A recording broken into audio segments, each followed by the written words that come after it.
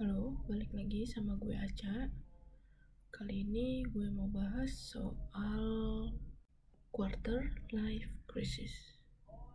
Istilah quarter life crisis itu buat gue adalah awam gitu. Gue tidak terbiasa dengan istilah quarter life crisis gitu. Tapi setelah gue dalami, banyak yang curhat dan juga jadi ngetren istilahnya, jadi penasaran apa sih quarter life crisis itu.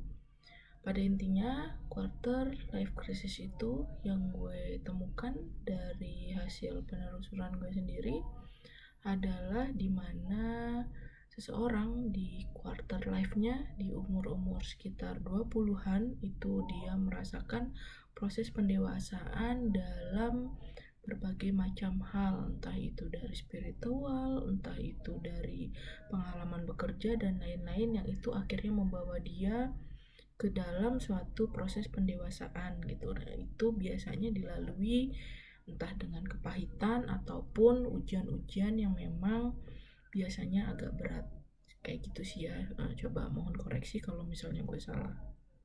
Sebelum kita lanjut, mungkin gue mau mohon maaf dulu kalau ada background murotal di belakang karena sekarang udah jam 12 malam lewat 10 dan anak gue lagi tidur di sana, dan anak gue adalah tipikal yang tidak bisa tidur kalau tidak sambil diputarin murotal gitu. Jadi mohon maaf kalau di video ini akan ada sedikit-sedikit suara murotal yang masuk.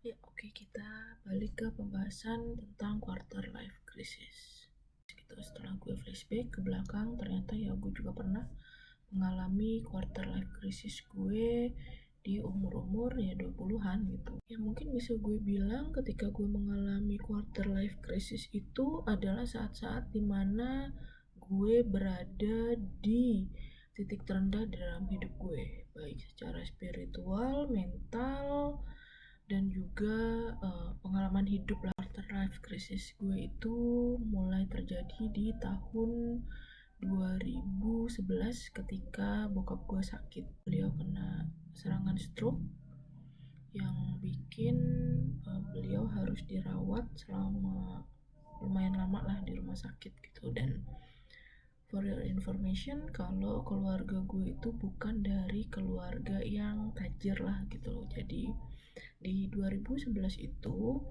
bokap gue posisinya sudah pensiun, dan yang menjadi tulang punggung keluarga adalah nyokap gue yang berprofesi sebagai PNS. Dengan sakitnya bokap gue di tahun 2011 itu, mau gak mau gue sebagai anak itu harus berhenti kerja untuk bisa fokus ngerawat bokap gue, karena ya seperti udah gue bilang, gue bukan dari keluarga tajir.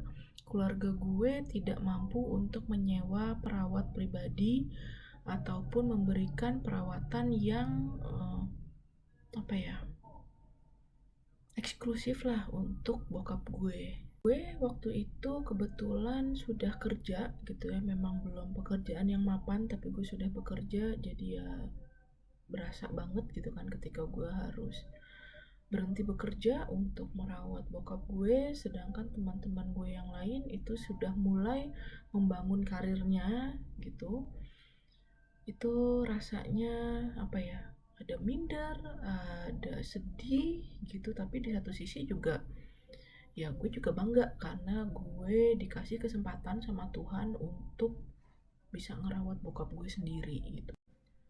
Kalau ditanya apakah gue menyesal gue keluar dari pekerjaan gue untuk merawat bokap gue, demi Allah Rasulullah, itu gue sama sekali tidak ada penyesalan sampai detik ini pun gitu loh. Jadi for your information, bokap gue itu sakit sejak tahun 2011 sampai beliau meninggal di tahun 2013 di bulan April.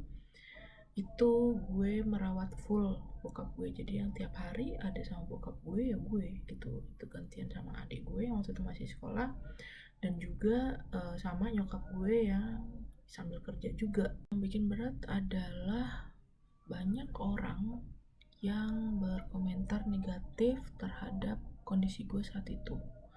Misal dari tetangga-tetangga gitu kan, udah tahu bokap gue sakit nih gitu, yang ya memang harus ada yang merawat gitu, dan karena keluarga gue tidak mampu menyewa perawat pribadi, ya akhirnya gue yang ngalah kan gitu. Itu buat gue logik sih gitu. Tapi banyak banget orang yang bilang, ih kok bisa-bisanya sih dia nganggur padahal ibunya kerja sendirian, ih kok bisa-bisanya sih dia nganggur, nggak kasihan apa padahal kan bokapnya butuh biaya, yang kayak gitu-gitu.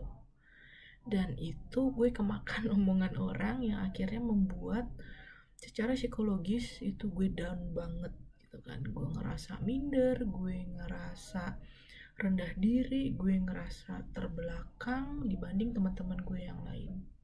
Yang bikin tambah down itu sebenarnya adalah komentar-komentar yang justru datangnya dari keluarga gue sendiri, dari inner circle gue sendiri yang ya gimana ya, mereka itu kan harusnya jadi orang yang jadi support system gue lah gitu, tapi saat itu mereka malah jadi orang di garda depan yang paling dulu menghujat gue gitu, yang dibilang gue kalau istilah anak sekarang mungkin beban keluarga. Kemudian juga pernah ada omongan yang sampai saat ini gue inget adalah, percuma lulusan dari PTN, percuma IPK-nya bagus, percuma dulu PMDK, tapi ternyata sekarang nganggur. Buat apa? Ternyata jadi sampah masyarakat. Itu ada orang yang ngomong kayak gitu, dan itu dari lingkungan keluarga gue. Pokoknya selama gue merawat bokap di 3 tahun terakhir sebelum bokap gue meninggal itu gue berada di bawah banget lah gitu kan. Gue jadi orang yang introvert gitu ya, gue sebelumnya juga sudah introvert orangnya gitu, cuma itu lebih lagi gitu. Jadi kayak misalnya gue hampir tidak pernah kumpul sama teman-teman gue gitu, jadi emang kayak ngerasa apa ya, ya rendah diri gitu, ngerasa nggak pede gitu, karena di pikiran gue tuh banyak banget pikiran-pikiran negatif yang, aduh kalau gue diajakin reunian atau diajak nongkrong sama teman-teman gue, aduh nanti gimana gitu kan, karena mereka pasti akan ceritakan tentang gimana karirnya gitu, sedangkan gue yang masih kayak gitu nggak ada yang menarik buat gue gitu hidup gue saat itu. Dan puncaknya di quarter life crisis gue itu adalah justru ketika bokap gue meninggal gitu, karena di saat bokap gue meninggal gue tidak sempat melihat saat-saat terakhirnya gitu, karena suatu hal bodoh lah yang gue tidak akan ceritakan di sini gitu, karena terlalu menyakitkan buat gue kalau inget-inget itu lagi gitu. Tapi ya itu, setelah bokap gue meninggal ya gue down banget, gue mengalami depresi, gue bahkan sempat hampir bunuh diri berapa kali. Ya intinya itu adalah saat-saat paling suram lah di hidup gue. Kurang lebih seperti itu cerita tentang quarter life crisis yang pernah gue alami beberapa tahun lalu. Gue bisa sharing pengalaman pribadi gue tentang hal itu. Gue sudah bisa bangkit lagi, gue sudah bisa mengatasi depresi gue. Buat kalian yang sedang ngalamin fase quarter life crisis, semangat aja, semuanya pasti akan ada waktunya itu untuk lewat.